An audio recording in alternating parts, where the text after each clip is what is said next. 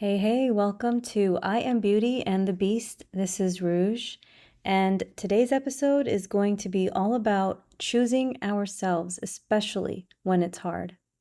I know I said I was going to talk about not taking anything personally, and maybe I'll still tie it in here, but mainly I wanted to talk about how we choose ourselves or we abandon ourselves. And I'm speaking from experience here.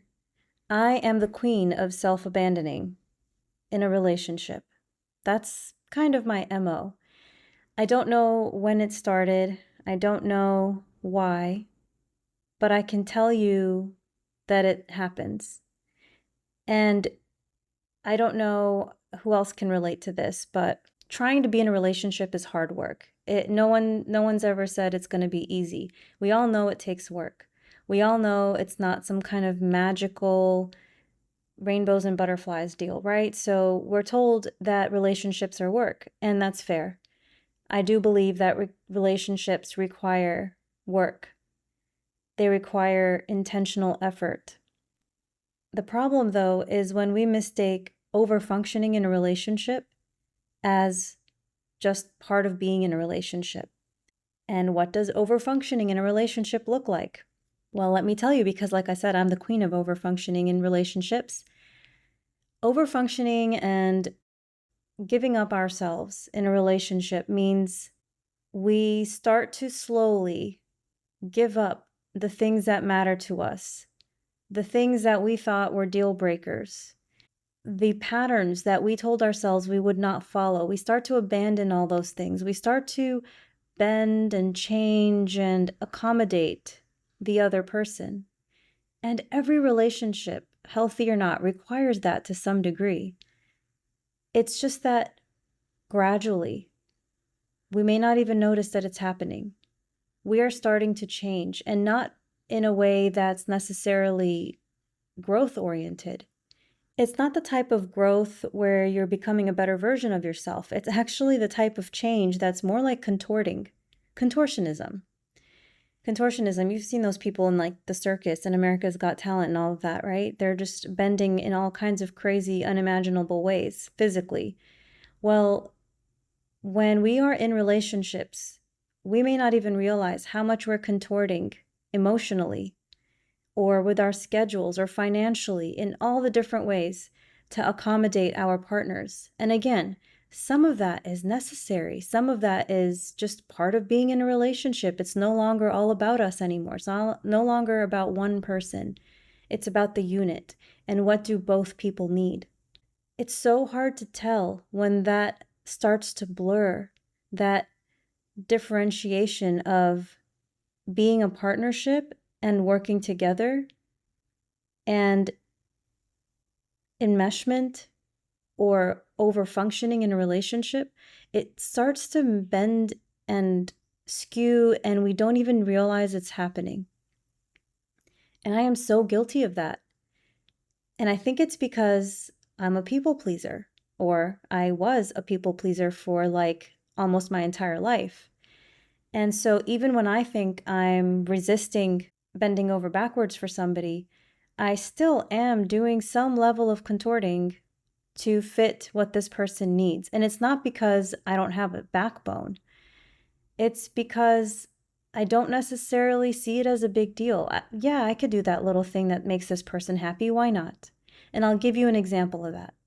Let's say you're in a relationship and your partner and you have been together for a little while, and then a little instance happens where they seem a little bit disappointed in something.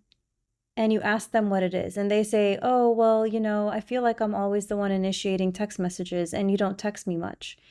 And you think, oh, well, that's easy enough. I can fix that. If it makes a big impact, if it matters to this person, I can absolutely do that. So now you start texting them more often. You make it a point to initiate text messages.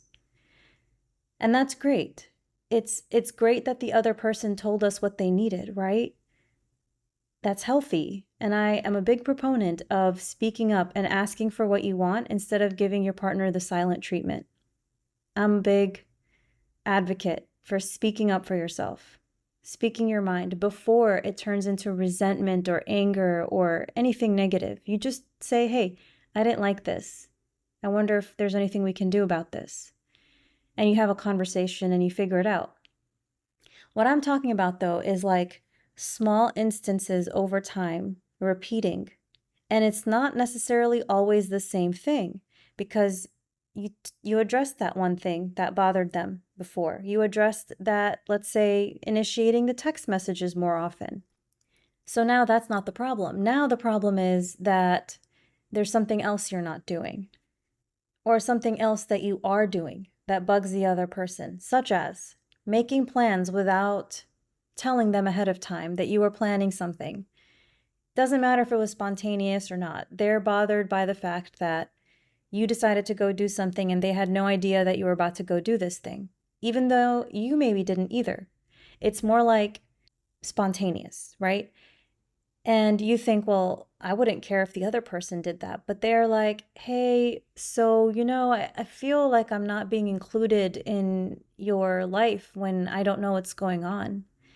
And you think, oh, well, that's okay. I can do that. Like you might feel a little bit uncomfortable, but you're thinking, you know what? This person's expressing their needs to me. They're telling me that they want me to keep them in the loop. You know what? I can do that. I can do that even though it makes me a little bit uncomfortable.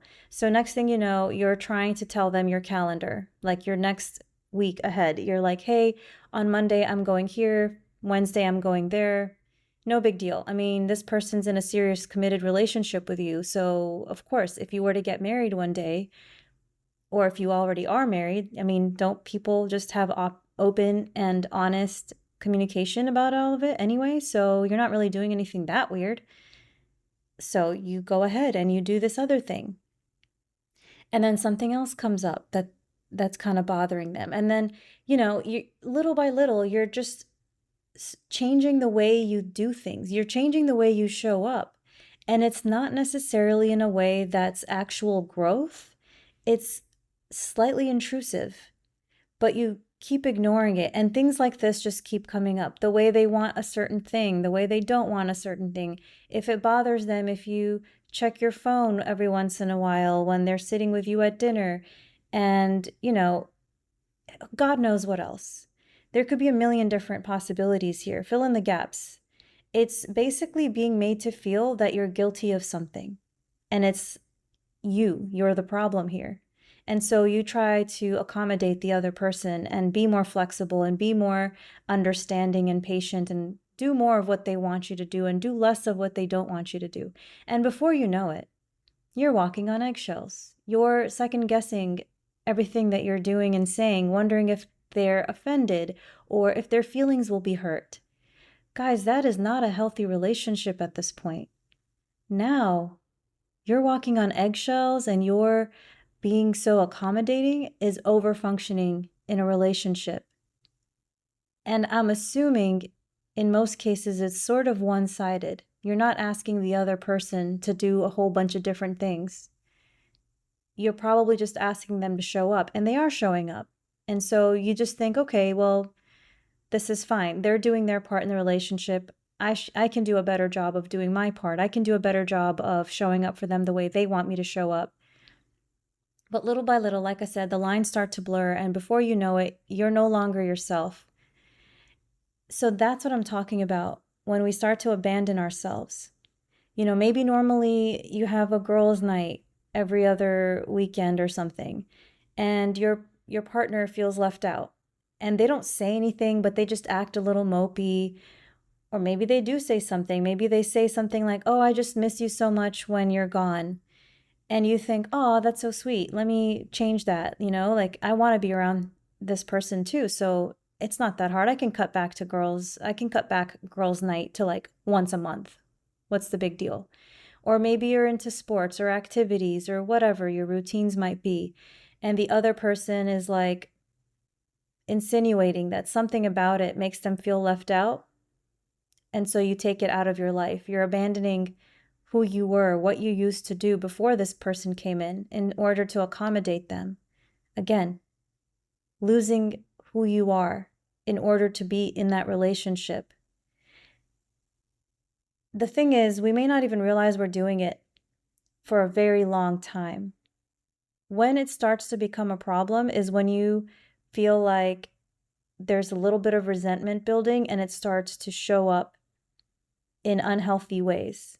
You make a sarcastic comment because you're kind of tired of always trying to accommodate them, or you make a passive-aggressive comment, or you intentionally don't respond to something, or you're trying to exert this like level of control over the situation, but then now you're the bad guy because what's your problem? Why are you acting this way? And you're not recognizing within yourself that you're acting this way because you're fed up, or you're slowly starting to have this pent up resentment. So it comes out in small little moments of sarcasm or passive aggressiveness or withdrawing. Listen, I'm not trying to vilify anybody here. I don't think the other person necessarily is a bad person or trying to control you or trying to manipulate you, but it's a dynamic that happens in relationships all the time. And it's not a healthy dynamic.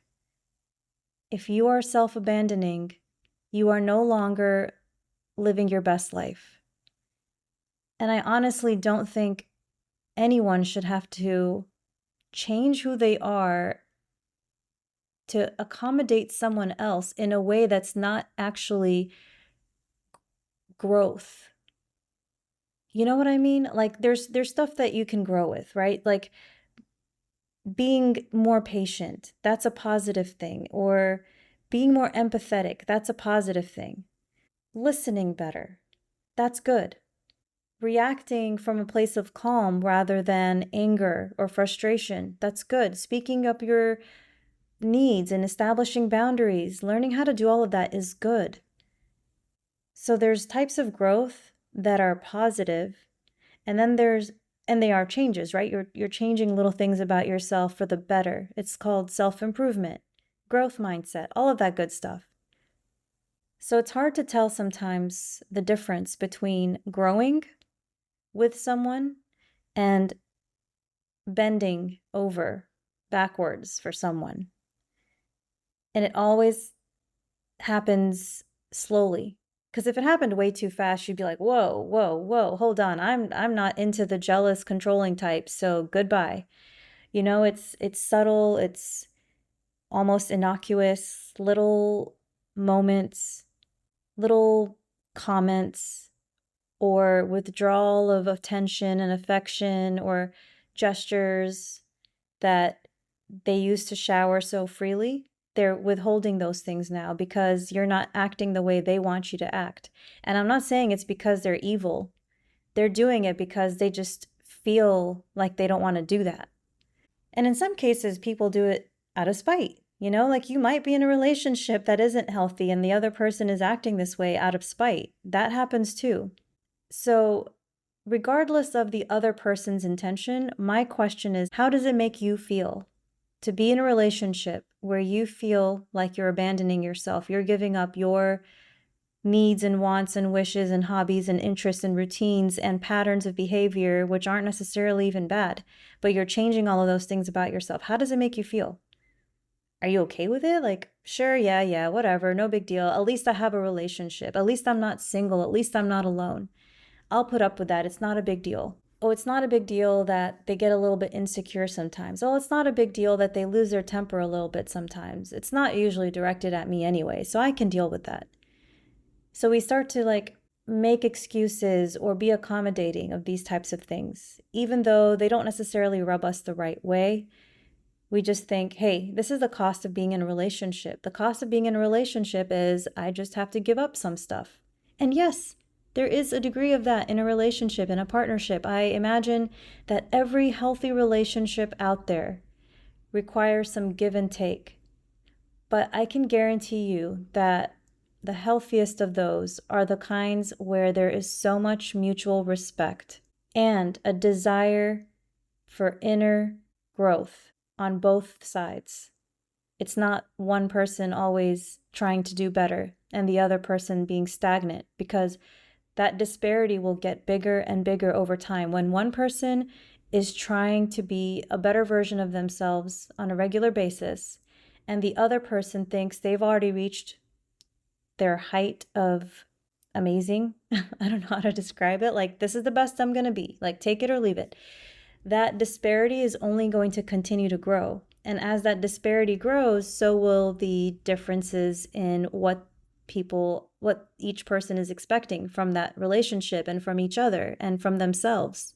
So, what do you do when something like this is going on where you are self abandoning? You are bending over backwards for the other person. You are trying to be accommodating and they are not even understanding what they're doing. Well, I would begin with step number one, which is, I think, just basic human, respectful communication. And it sounds something like this. Hey, I wanted to talk to you about something that's been on my mind lately. Let's check in. Let's check in on our actual compatibility here. Can we check in? I don't want to have resentment. I want to get to the bottom of this. I want to resolve it before it turns into an issue down the road. If you can, find some time to talk to me about this, I'd really appreciate it. If we can do this before we're angry and resentful, that would be ideal. I know for a fact I'm guilty of waiting until I'm upset. I will bring it up. And if I don't see the other person making any adjustments after I've shared exactly what I need and how I feel, then I will start to get more upset inside.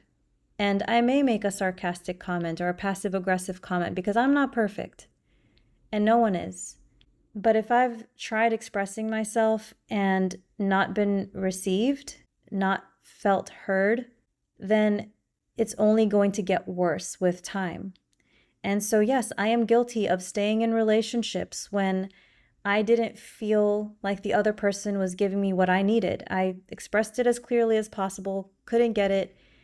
I still stayed because I thought, well, it's not that bad. It's really not that bad. Like, I can live with this, I think. But ideally, we can address the things that bother us right from the get-go. And let me tell you, it is way better that way. If you are starting off in a relationship and the other person is doing something that you don't quite like, or it's rubbing you the wrong way, I would really ask myself, if this person keeps doing this and this never changes, can I live with that? I know it's hard to imagine hypothetical situations, and I also understand the possibility that we start to catastrophize everything. Like, everything's a big deal. Like, oh my gosh, they didn't respond to my text that fast, and that just means they don't care about me. And then next thing you know, you've like blown it out of proportion. You've taken it personally when it wasn't necessary. And so I would invite you to ask yourself, if this person keeps doing this in the future, is it going to rub me the wrong way? If the answer is yes, then I would address it right from the start. Don't wait till it becomes a problem. Don't wait till more time passes. 5 months later, you're still trying to figure it out. So I'll give you an example. Well, let's say that you feel like you put in more effort into this relationship and you initiate more conversations and this person does not. I would ask you to question yourself. Is this okay with me?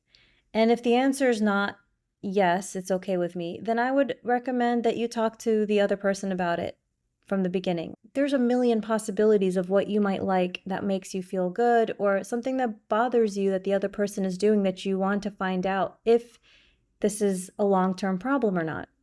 I would recommend that whatever the issue is that starts out small and you don't know yet if it's a pattern or not, but you do know that it bugs you, I would bring it up as early as possible. So let's say you have kids, because a lot of us around our age of like 30s and 40s have kids. We might be divorced, and the person you're dating maybe doesn't have kids, or their kids are grown and already off to school or college or whatever. And so there's this thing where you feel like they're not so stoked when you're spending time with your kids, or you choose your kids over them. Maybe it bothers them a little bit and they make a comment about it. When they say something kind of innocuous like, hey, can you just leave your kids at home and come hang out with me? And you think, oh, that's cute. This person wants to hang out with me. And no, of course, I'm not going to leave my kids at home to go hang out with them. So I just say, LOL, sorry, hanging out with the kids, but I'm free on this other day and I can't wait to see you. And then they make another comment when you're hanging out with your kids. and they suggest that you drop off the kids to a babysitter or your ex or something, and they're like, hey, why don't you drop your kids off somewhere and we can hang out? And you think to yourself, wait a minute, what is this person thinking? Do they not realize that my kids are the most important thing to me? Like, what's going on here? So now at this point, it's up to you. Are you going to address it straight up, head on, before it turns into a problem? Or are you just going to hope it gets better? Like, maybe once they meet your kids, they'll realize how wonderful your kids are, and they're just going to want to spend all their free time with you and your kids. That's probably not going to happen. Let's be real here. If we're hoping that the other person suddenly is okay with us spending time with our kids, we're probably mistaken. The thing is, them expressing those feelings tells you where they stand. Now, you could say something right off the bat and be like, hey, my kids are super important to me. And when I have time with my kids, I'm focused on them. So I don't message. I'm not on my phone as much. I won't be able to reply as much. And then see how they take it. Or you might say something like, hey, my kids are the most important thing to me. I care about you and I really like you. I would love to see where this goes. But I kind of feel guilty when you're asking me to drop off my kids and I have to say no. I think you're great, but I just wanted to let you know that when I choose my kids, it's not because I don't care about you. It's because my kids are the most important to me. It's just establishing that boundary right from the beginning and then seeing how they handle it going forward. If they suddenly are extremely understanding, some people just don't know. And we can give them the benefit of the doubt. And now maybe they never say that kind of comment again. And instead they're like, whoa, I'm so sorry. Definitely didn't want to interfere with your time with your kids. No problem. So looking forward to seeing you next time. Hope your kids are doing well. And then they let it go, right? That's great. You've established a boundary, you've let them know, and they know where you stand. It's no longer a mystery. You're not just getting resentment built up against them for constantly suggesting that you leave your kids somewhere and go see them. I would actually be thinking that if someone is suggesting that, though, they really just don't understand what it's like to be a parent that's involved with their kids. Of course, that's a whole different subject where there's parents that, like, I hate to say this, but are so enmeshed with their own kids that nobody else can ever even have a chance. There are parents that will inadvertently push everyone else away because they're so attached to their kids that they won't leave them alone for a second, or that they want to hold their child's hand for every step of the way. Hey, I'm not judging anybody's parenting style. All I'm saying is there are people who are fully 100% all about their kids. Their world revolves around their kids, and you're just a side thing that maybe can kind of step in and out. And if you're okay with that, if you're okay with the parent being completely all about their kids and you kind of just step in and out when it's convenient for them, hey, go for it. If you're the kind of person who's all about your kids 100% of the time and you're okay with someone stepping in and out, cool. It's like whatever works for you, right? The problem isn't the dynamic. The problem isn't the situation. The problem is how that dynamic leaves other people feeling, the two people feeling. How does that dynamic affect the relationship? That's the real issue here.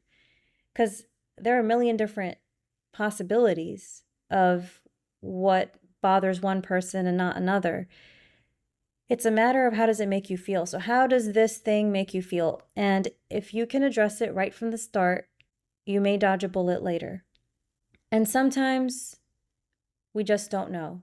Sometimes we just don't know until time has elapsed before we realize that we're not the same person anymore, that the relationship isn't what you thought it was going to be. That can happen, and that is part of life. We can do our best to vet somebody ahead of time. We can do our best to set up boundaries and be honest and upfront about what we want and what we need, and the other person can still fall short despite their best efforts. It's not because the other person is a bad person or you're a bad person. It just doesn't have to do with that. It's just a matter of compatibility. Ultimately is what it comes down to, is compatibility. This episode is about self-abandonment forgetting ourselves in order to be in a relationship, right? So if we are giving up who we are, what makes us happy, what we wanted out of life and out of a partnership, if we're giving all of that up so that we can just be in a relationship and not have to be alone, I implore you to figure out why you're afraid of being alone. And man, that is a whole other episode. We could probably talk for days about fear of the unknown. And in fact, I might have to talk about that because one of the biggest reasons I stayed married for 9 years is because I was so afraid of the unknown. I knew that I wasn't happy. I knew that I wasn't feeling loved and understood and cared for. What I didn't understand is what was on the other side, and that fear of the unknown kept me paralyzed for a very long time. So we can definitely talk about that in another episode. So what's keeping you where you are right now? Are you truly, genuinely feeling satisfied, understood, seen, held, appreciated? Or are you staying out of fear? Are you still yourself? Are you still the same person? If you were goofy and silly and playful before the relationship, are you still goofy and playful and all of that good stuff? Or do you feel a little bit different, a little bit quieter, a little bit sadder, a little bit less excited and joyous about life? Look back at yourself. Look back at pictures of yourself from before the relationship and compare them to your pictures of yourself now. If you have pictures, I mean. Some people don't have pictures. But the reason I say that is because when you look at a picture, it will evoke some feelings within yourself. If you look at a picture of yourself before you got in this relationship that you're in now, how did you feel about yourself? What were your fears then? And now look at a picture of yourself from the recent era of your life, the last month, the last week or two. How do you feel looking at that picture? Do you feel excited, happy? Do you feel warm fuzzies? Or do you feel, yeah, I was smiling right there, but this was after a fight? Or, yeah, things haven't been so great lately. I know that this trip was not a good trip, or that week was not a good week. In that picture right there, yes, we were out to dinner and I took a picture of this delicious food, this plate of food, but inside I was feeling a little bit sad. If you're looking at pictures of recent days and you're not feeling the same, like in a good way, or in a, well, if you're feeling different in a bad way, let's just put it that way. If you're looking at pictures from before and after and you're feeling worse, I would highly recommend that you do some reflecting on why. What is it that's going on? Don't ignore it. One of the worst things we can do for ourselves and for our relationships is to ignore the signs. I am the queen of ignoring signs. I am the queen of rationalizing bad behavior and red flags and yellow flags and pink flags, whatever flags you want to call them.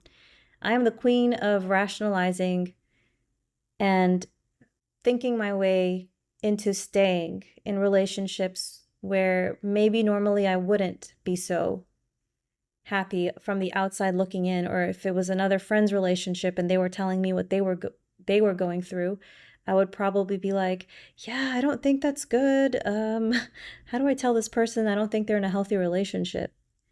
What the heck even is a healthy relationship? Like, what does that even look like? So if we don't have a baseline of what a healthy relationship should be, how do we know our relationship is healthy or not? How do we know we're not the problem? How do we know the other person's the problem? Like, there's so many questions, there's so many confusing thoughts and ideas running through our minds all at once. Ultimately, instead of trying to use some definition out there that someone else created of what a happy, healthy relationship feels like, at the end of the day, what feels right to you is the bigger question. And sometimes we need to change things we're doing, yes, but sometimes we're changing things that don't need to be changed because we're trying to hold on to something that we should probably let go of for any number of reasons. I don't mean to end on a dark note, so I'm going to try and think of something positive to end this with. So I had to choose myself. Every time I ended a relationship, it was because I chose myself. I chose my inner peace, even though it sometimes hurt like hell. It was painful, excruciating to have a breakup again, to have another relationship not work out again. It's not fun. It hurts like hell. But I know that choosing myself is ultimately the better decision. Choosing myself looks like choosing my inner peace, taking good care of myself, treating myself with respect and kindness, building myself up.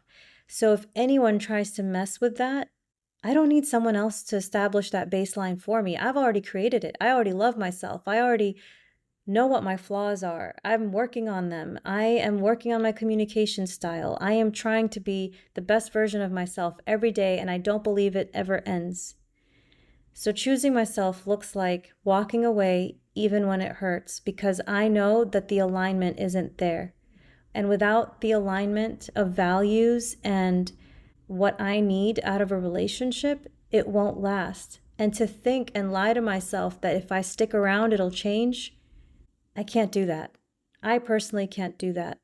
Choosing myself looks like letting go of people, habits, and things that are not adding value to my life. And I'm not talking about money, I'm talking about other intangible value, inner peace, stability, consistency, a sense of belonging. People and things that harm that are not welcome in my world. I am creating a haven for myself and for my kids. The reason I choose to make these difficult decisions is because I am also teaching my kids what is okay and what is not. And self-abandonment is not okay.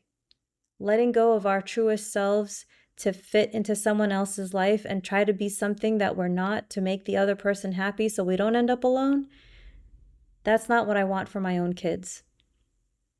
I don't want my daughter thinking, oh, well, that's just how it is. That's how relationships are. You just have to deal with it. Here's the thing, though. Some people might think, she's just expecting way too much. She sounds like hard work. She sounds like way too much trouble. Like, screw that. Someone else can have her. And that's exactly right. If someone thinks I'm too much, then I would say to them, go find someone who's less. Remember that. I heard that from one of my counselors years ago. Her name was Alexia. She said, if you're too much, then tell him to go find someone who's less. Because here's the thing, I know I'm not too much. I know that what I'm asking for in a relationship is consistency, is warmth, communication, understanding, patience, and a growth mindset. I'm not asking for anything crazy. I'm not asking for all your time. I don't want all your time. That would just be like unhealthy. I don't want all of somebody 24/7. I don't need to see them all the time. I don't need to spend all my free time with them or vice versa. I want balance. I want consistency. And so choosing myself means choosing a relationship that doesn't detract from my inner peace. It adds to it. And I am more than happy to work with someone and communicate and ask for what I want and give them what they want, as long as it's healthy and within reason. Again, that's all subjective, right? Our definition of what a healthy relationship looks like could be all over the place, depending on who you ask. So establishing that baseline, I mean, we got to talk about it at some point. What does a healthy relationship look like? But before we talk about what a healthy relationship or the healthy romantic relationship looks like, I would implore you, I would beg you to ask and search within yourself. Do you have a healthy relationship with yourself? Are you kind to yourself? Do you treat yourself with respect? Do you talk to yourself with respect? Do you truly see your flaws and accept them and work on them? Do you see yourself as a work in progress? Do you see yourself as someone who's trying their best with the tools that they have available to them?